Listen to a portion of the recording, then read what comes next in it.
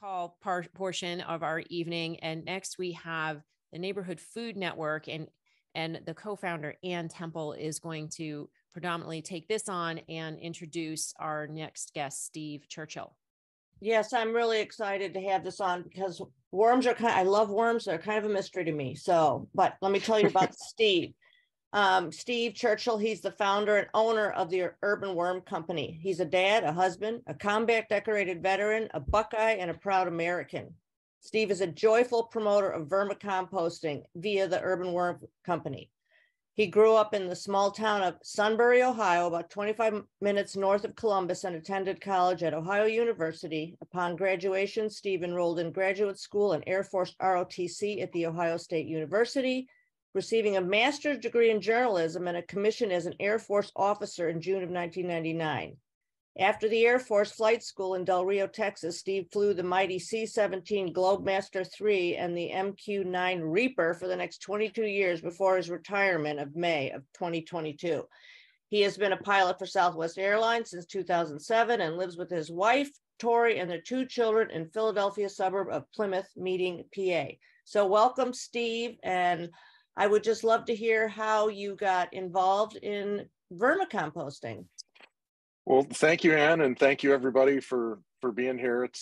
This is a pleasure. Can you all hear me okay? I don't do the ear, but okay, great. So yeah, thank you, Ann. This I have a prepared slideshow that I may just reference here and there, to be honest with you, and I can just kind of talk through it. You can show because some of it. You can show it sure. if you want to. We just need to make you okay. Sure. Yeah, if you want to make me host, and I'll hand it back, obviously, when it's time. My entry into vermicomposting was a little unorthodox. Like Ann said, I'm a pilot. I like to joke that vermicomposting is my penance for burning fossil fuel for my entire career. So I'm trying to do my part here. I got interested in vermicomposting through regular composting. I couldn't get my compost pile to heat up because I didn't have enough nitrogen. So I went to a local, we have convenience stores here called Wawa. There are Royal Farms in different places. There's Sheets, places where you've got like 90 different kinds of coffee. I got 100 pounds of coffee grounds, brought it home, mixed it in with my leaves, got the pile to fire up to 150 degrees. And I was just hooked on that process. But what I really became hooked on was when, after the pile cooled, I saw a lot of these worms that moved in and started really finishing off this compost pile. And I was fascinated by what they turned it into. It looked like coffee grounds, but it wasn't coffee grounds. And I started looking at things online, and I didn't really like what I saw. So, I've always kind of had a bit of an entrepreneurial streak to me. And I said, I think I can teach other beginners better than I was taught myself. So I started the Urban Worm Company as a blog in 2014 and grew that, and then kind of slowly grew a readership.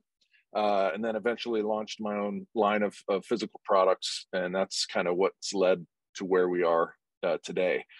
So this was one of those things. It was more of a curiosity. I would say it was not a passion, but it's become a passion as I've learned. I feel like I've gotten lucky to have kind of become very interested in this as things like regenerative agriculture kind of come to the forefront. And it's funny, I would say probably politically I'm close to Callie in that I am a kind of a libertarian. I'm much more interested in helping people do well than trying to harangue them into living a lifestyle I want them to live. And so I think that especially when it comes to things like regenerative agriculture, our ability to solve these issues of climate and of the carbon are far greater than we think they are. And it really starts with the soil. It starts with things like cover cropping and the regenerative agriculture that can act as giant carbon and heat sinks for the earth. So I've really been interested in learning that stuff, but I didn't start there. So it's been a fun ride.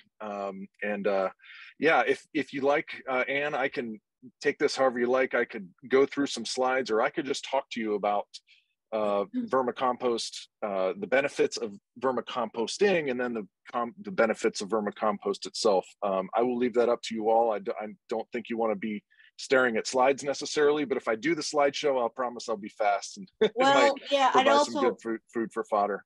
Or I also would like to talk about how somebody who doesn't know a lot about this, how they would get started. Sure. So if I can, I'm just, if you can make me a host, if I'm not already. Yeah, I did already. You can share, go ahead and share whatever you want with your screen. Okay, great. Do this.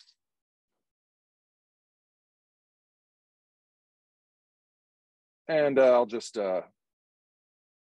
really skip through the things that don't need to be gone over. So you know who I am. I kind of talked about my inspiration to begin. I just want to cover the basics of vermicomposting. We will kind of talk a little bit about how to start. So vermicomposting, just the best definition I've been able to come up with is it's the consumption and decomposition of organic waste, organic matter via an ecosystem. And the ecosystem is important here, of microbes and earthworms.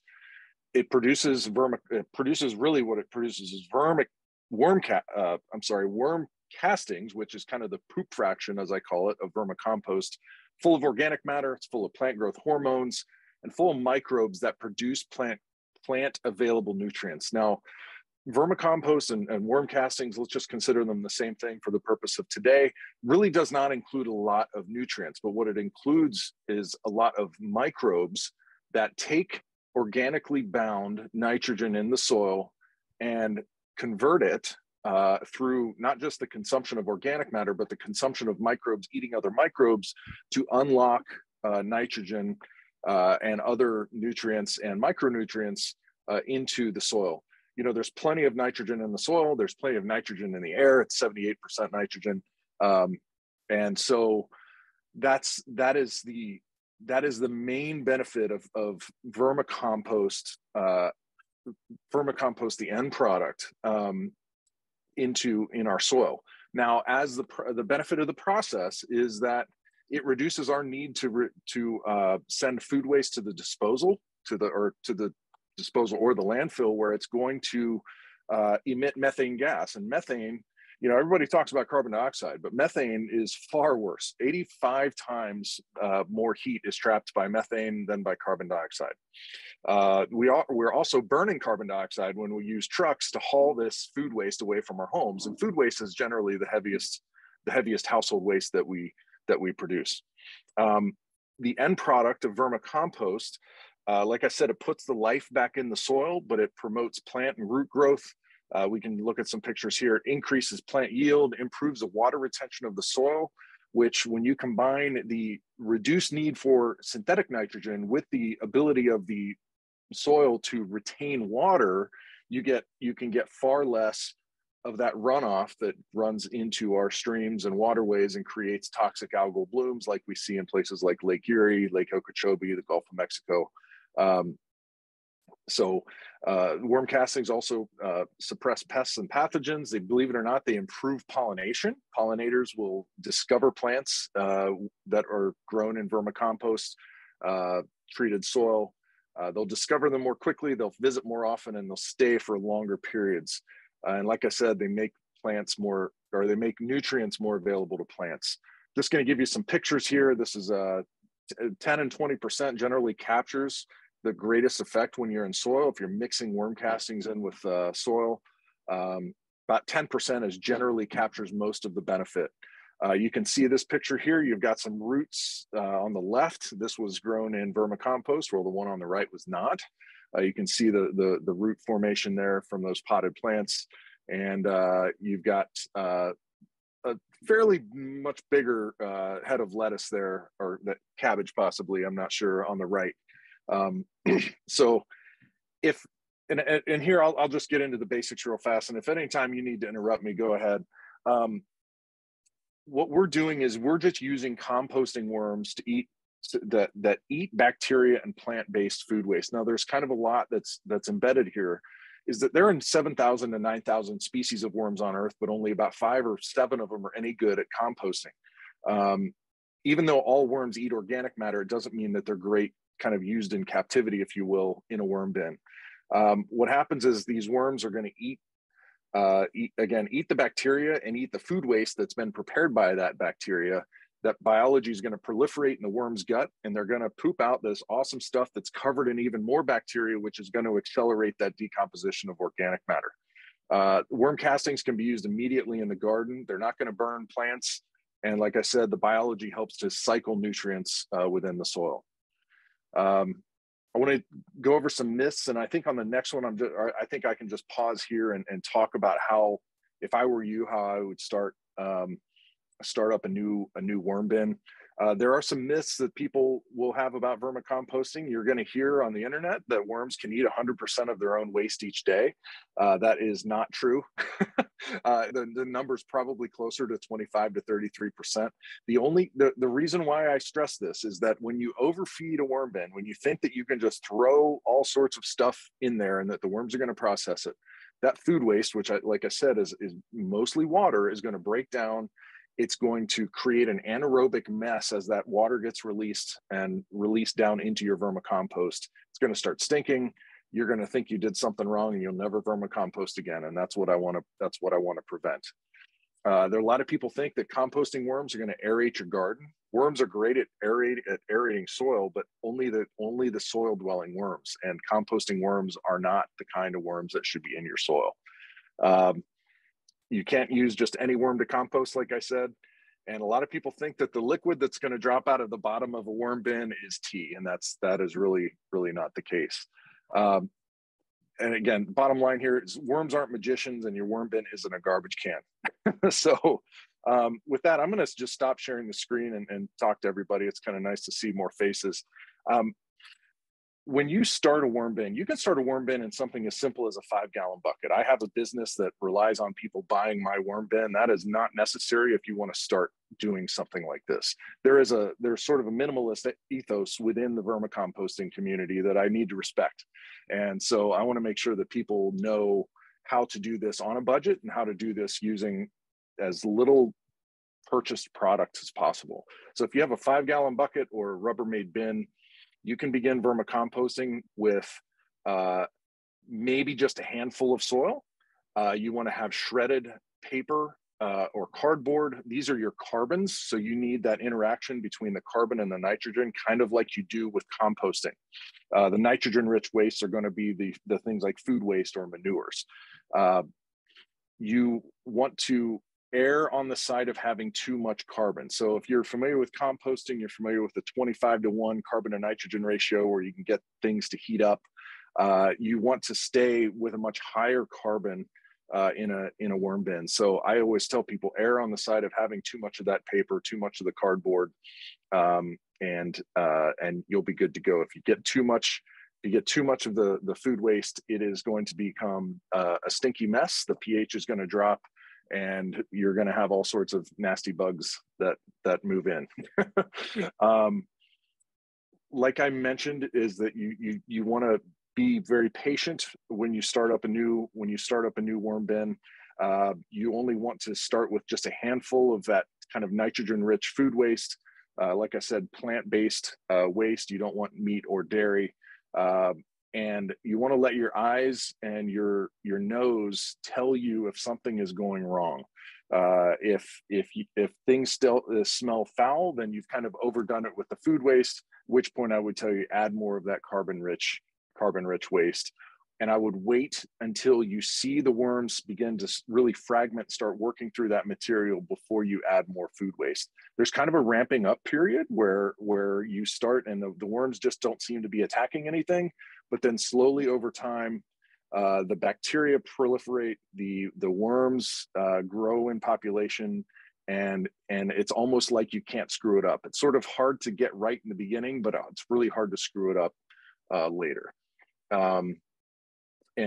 With that, I want to maybe turn it back over to Ann. I've been kind of yapping my mouth here for a little bit and see what you would like me to cover next here. I'm not really here to plug anything. We have some questions in the box. Ann, can you go through those?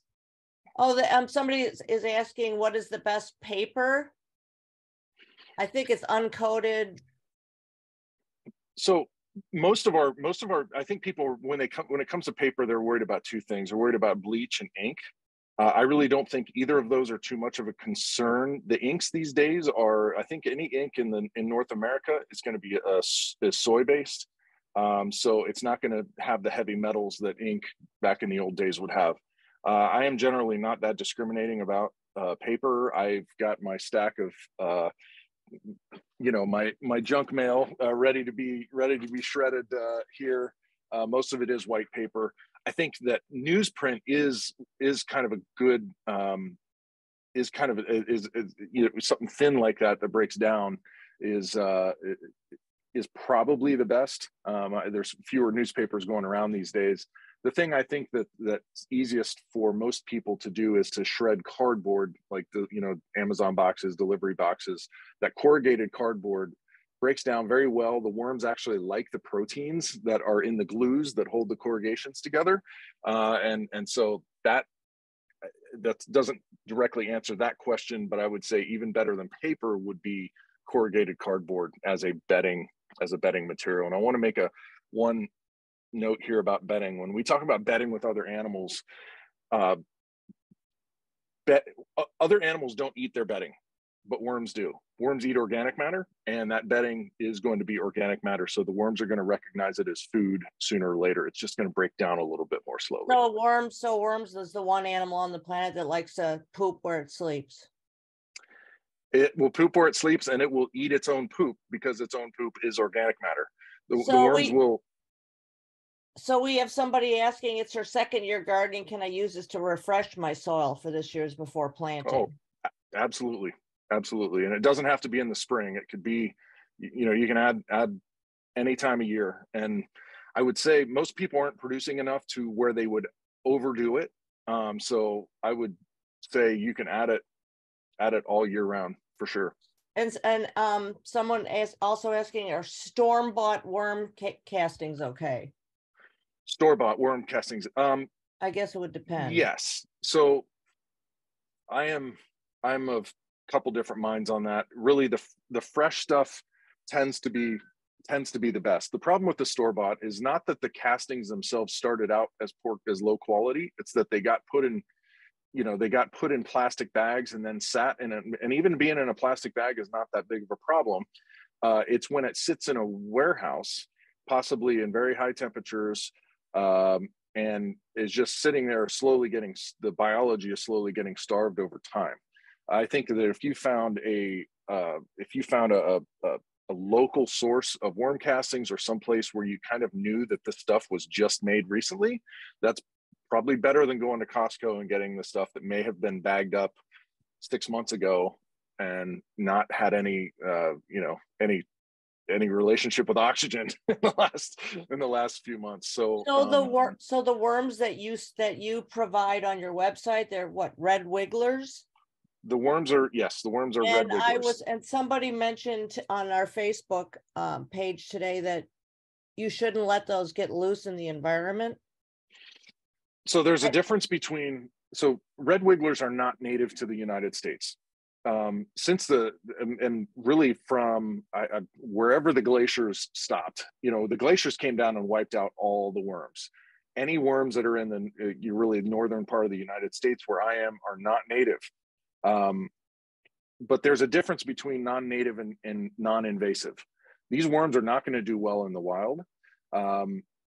They are not the red wigglers and the ones that we consider normal composting worms, which would be red wigglers, European night crawlers, African night crawlers, Indian blues. They are not native, but they are not considered invasive. There are invasive worms, and if anybody is in the upper Midwest through the Northeast, there are worms that are currently destroying the forest floor right now because they're consuming that. Called jumping worms? Yes, the Asian jumping worms. Yep. They are doing great harm. They're really alarming our wildlife officials now because they are consuming that. When the leaves fall, it becomes food for the next year. It's not meant to be food for that year for the trees. It's meant to provide cover for all of the life going on underneath that cover of leaves, that kind of that canopy, if you will. And these worms are consuming that canopy, and it's laying bare the forest floor, and so it's really becoming a problem. Red wigglers will not do that. They do eat organic matter and they do live above the soil, but they are not going to behave the same way that those Asian jumping worms are behaving. So I would not, if you don't, those worms are going to just become bird food. I will tell you, red wigglers will. They're not large worms. They don't move quickly. They will. I think it's pretty safe to say that they will not have a negative effect on the environment if you let them out into your garden. They're not going to get far. They're going to be, they'll perish probably. So I thought I found a jumping worm when I was digging one day because it was kind of flip-flopping around more than your average worm, and yep, I destroyed it. Good. I think I took it over to my neighbors and gave it to their chickens. Yeah, a couple 100 million more to go. So I know.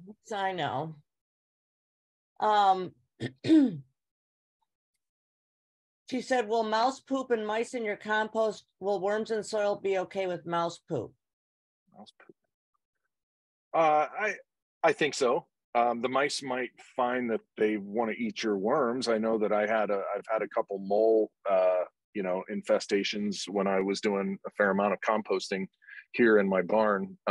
So yeah, they might you might be giving them a free meal, but I don't think the mouse poop itself will be that big of a problem. It's just it's funny. I don't know of pathogens that would be in mouse poop the same way you would have it in, say, dog or cat poop. I've never been asked that question. I've seen a couple possums have, snacking in my compost bin. I haven't really worried about it. But what about is there a ratio you would recommend for fruit? Because somebody was asking about too much fruit. Well, too much fruit is the the most water. I mean, most fruits are 85 to 92% water or higher, and there's also issues of acidity.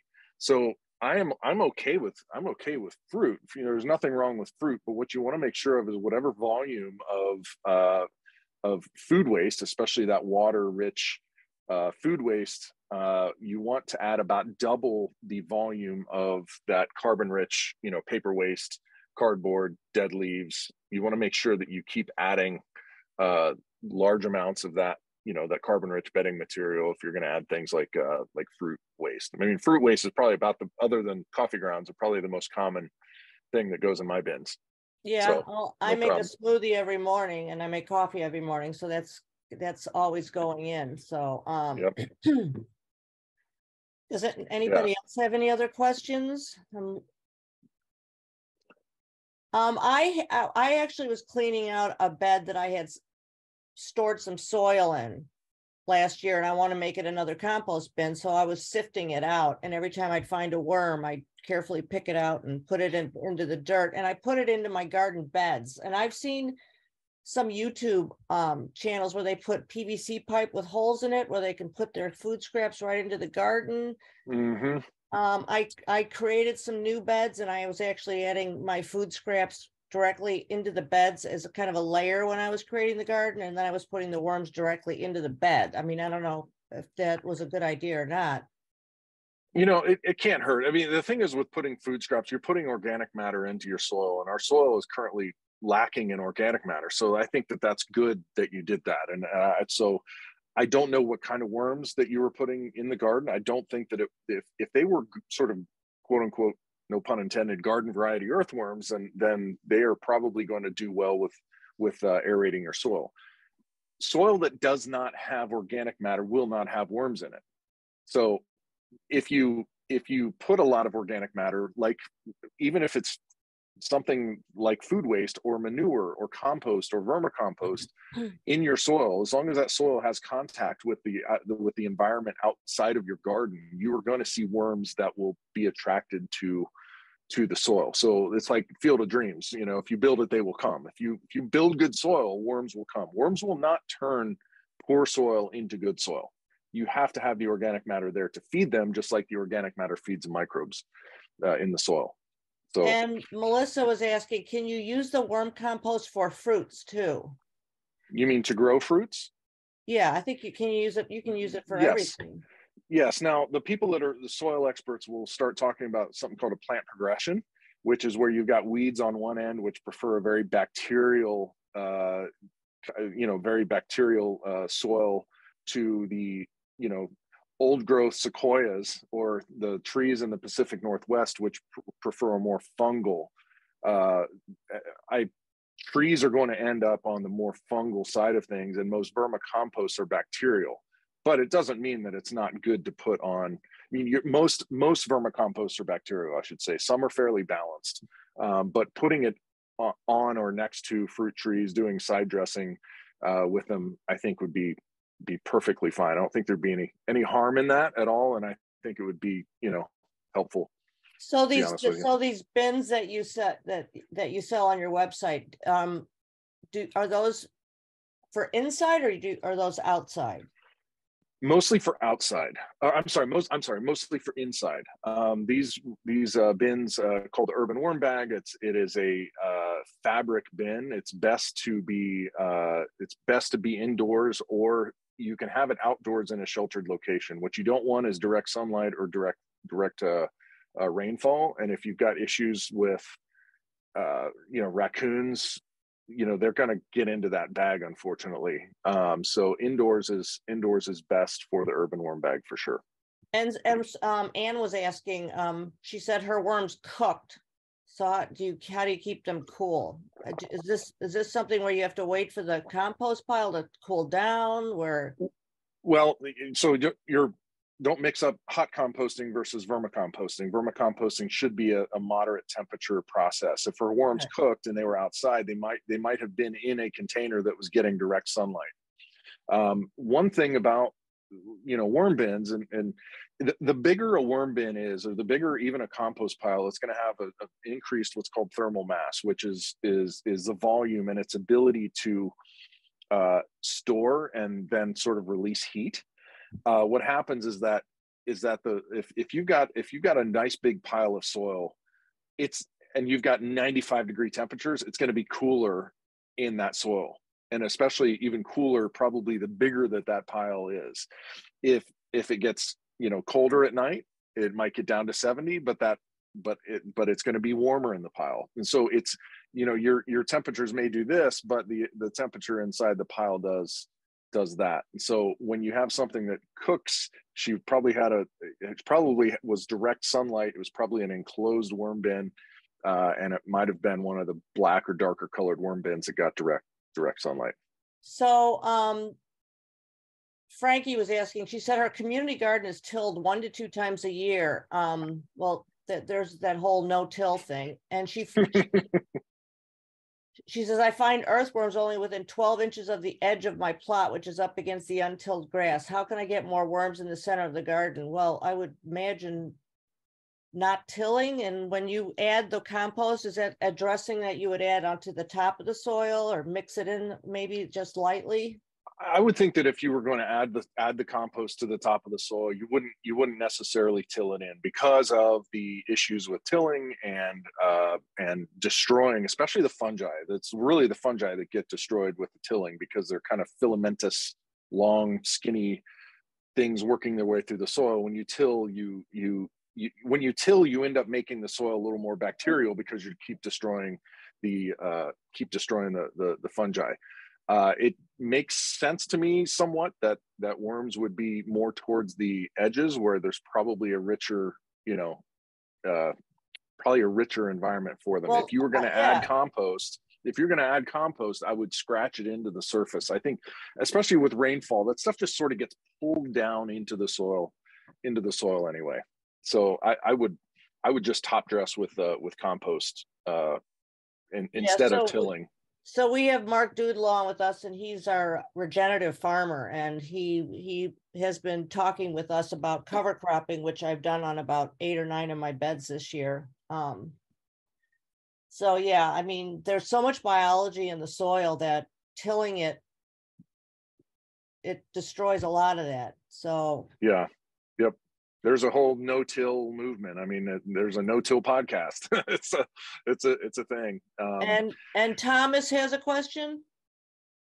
Yeah, my question is about the whole bacteria and fungal interaction. And I'm not sure if I can frame this question right, but I'll try. I have a friend who works at an organic garden here in Hawaii, and Hawaii made a law that all the food waste was going to go into the compost piles. Well, my question centers around junk in, junk out. If you put junky food in the compost pile, you're going to get junky, smelly compost. My friend, when he stopped putting that food waste in, his compost no longer smelled bad. And the other part of the question is, it's my understanding that fungus, mushroom type things are some of the things that can detoxify your soil from toxic things. So that's sort of my question. If you put toxic food in, you're going to have a toxic compost pile, is my thought. And how do mushrooms fit into detoxifying that toxic compost? I'll try to address the second one first, and I'll address it by saying I am not an expert on fungi. I know that, and we are learning. It's such a rapidly growing, field that I'm really not on top of it. You've probably heard of Paul Stamets. You might have seen him. Boy, I wish he were here. I can't tell you too much about what it does to detoxify, although it certainly wouldn't surprise me considering all the other things that fungi do. Fungi will create, and this is what's interesting I think you'd be just fascinated by this, is fungi will allow plants to communicate with one another. There's mycorrhizae which form relationships between roots of plants and create these networks where they literally will share water and share nutrients among them. They will find that there is a pathogen somewhere, and they may close off part of that network underground, so that pathogen will not then infect. They'll sort of give up, they'll sacrifice one of their buddies, but they'll protect themselves. It is absolutely fascinating. So it would not surprise me at all if there were some detoxifying things that it does. I know that things like worm castings can help, because what will happen is, I believe I don't want to mispronounce it, but chelation or chelation, where heavy metals will bind to organic matter, and which effectively renders that, we talk about free radicals. They're no longer free anymore. They are bound up with organic matter, which renders them ineffective in the soil. Wouldn't surprise me at all if fungi do the same thing. To your point about the sort of trashy food going in and trashy compost coming out, one of the things I'll say, and this is more just mechanical, and I really can't answer that question. Most of the problems that composters have, especially places that are forced to do composting, which I really don't have a problem with that so much, but people have a hard time finding enough carbon to offset the nitrogen in the compost. So that's when you get people that have, operations have very stinky composts, because they were not able to source enough carbon. I can imagine that's possibly an issue in a place like Hawaii, where your green vegetation is all kind of nitrogen-y. You don't have these trees that can be chipped and whatnot. I would think that finding enough carbon to compost effectively in Hawaii is an issue, and that will affect the quality of the output of the end product of the compost. Yeah, I get excited when I get something I've ordered and it comes with brown craft paper instead of the plastic bags filled with air. So I get all excited because I take that out to and I also have used this is why I end up sifting my compost, but I do try to I get free wood chips from getchipdrop.com, and I layer that also in my compost bin. But I had them overflowing that last fall. I mean, I used pallets to build them, and they were like 2 feet above the pallets, and now they're probably a third the height. So that's why I want to create another bed and take the top stuff off and then harvest the stuff on the bottom. But I love seeing those worms. And I see, I want to just jump in here. I see Mark talking about green, brown, and black carbon.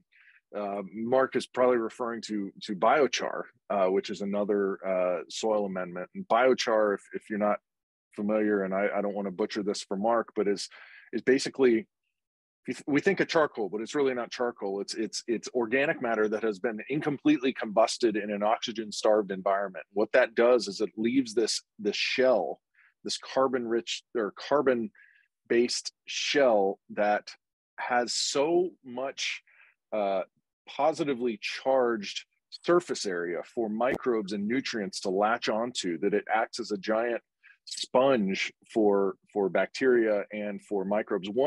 One gram of good biochar has the same surface area as 2 full-size basketball courts, because it has so many just nooks and crannies in it that allow for the nutrients and the microbes. It acts like a kind of like a reef for them, like a habitat.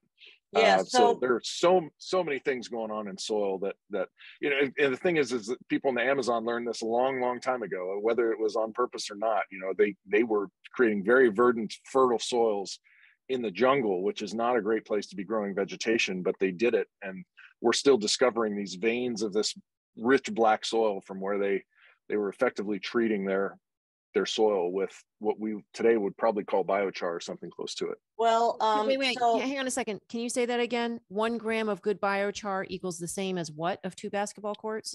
One gram of biochar has the same surface area as 2 full-size basketball courts, because it's got this sort of honeycomb structure. It's not honeycomb, but it's I know what you're talking about. Yeah. It's very like, it's aerated kind of thing. So Frankie is asking if she can make biochar in her fire pit. My answer would be yes. You just have to cover it up so that it doesn't burn to ashes, right? Yes, I think, and you know, I've got a biochar kiln okay, you're that fancy I've like used. That.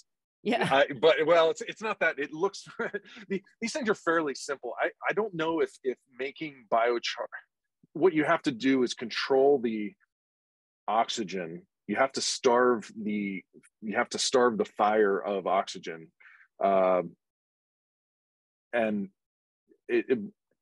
it's you probably would get some amount of it that is going to be biochar, but a lot of it would honestly turn to ash. I wish I knew enough about the ins and outs of making biochar to be of help there. I would just say that I wouldn't trust myself to make good biochar in a fireplace.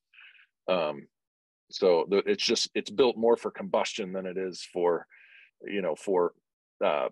pyrolysis, which is what we're talking about, the oxygen deprived combustion in very high heat. But if you look on YouTube, I mean, it is possible. There's ways to do it. You just have to make sure I get a large metal lid, or some people put the fire out, it just depends. You have to watch it though. The timing is important. And I don't know. I like trial and error and just sort of figuring some stuff out, but what a lot of people do is they'll have a small barrel, and that barrel will be filled with wood. They'll turn it upside down. They will put another barrel kind of on top of it and surround that smaller barrel with the wood that they then are creating an intense heat, but that fire itself is not getting inside that interior barrel where the biochar is being made. And that's how they sort of starve it of oxygen, just enough to keep, well, yes, they will starve it of oxygen that way. That's the best way. Those are called retorts. I don't know why they're called the way that they're called, but that's the people that can do that at scale are doing really well right now. Well, that could be a whole. Make sure to charge your biochar, folks, because otherwise, if you put your biochar in your soil, it's just going to soak up the nutrients in your soil. So that means you got to soak it with things like your, organic compost compost, worm pee, all that stuff. Yeah. Bunny poop, all that stuff. So there's 2 things with the biochar. One is charging it, and the other is inoculating it, right? So inoculating is adding the microbes to it, and charging is more a nutrient based thing. But you can charge biochar and inoculate it with worm castings. So you put vermicompost in it, you end up with sort of vermicompost infused biochar or biochar infused vermicompost, but that you can get the benefit by using worm castings with your biochar. Okay. All right. Well, we have to close up. Well, I know you had to leave at 8:15. I want to thank you so much for being on. And you had given me, if anybody wants to order from you, he had given me a code NFN10 for 10% off. NFN10 for 10% off most of our products. There are some really low margin products like bulk worm castings that I couldn't offer that on, but if anybody wants to use that, and that'll be good here for a couple weeks, just because I know that this is being recorded and probably distributed later. So I will be publishing this video up on YouTube tomorrow. I'll send you the link to it. And I really want to thank you for coming on. I learned a lot, and I'm now excited to get outside, except it snowed here in Wisconsin today. So, oh boy. I know. Anyway, Well, so everybody, thank you so much for being on with us, and we will see you next week. And everybody, let's get planting. Thank you so much, Steve. thank you. Bye-bye, Bye-bye. everybody.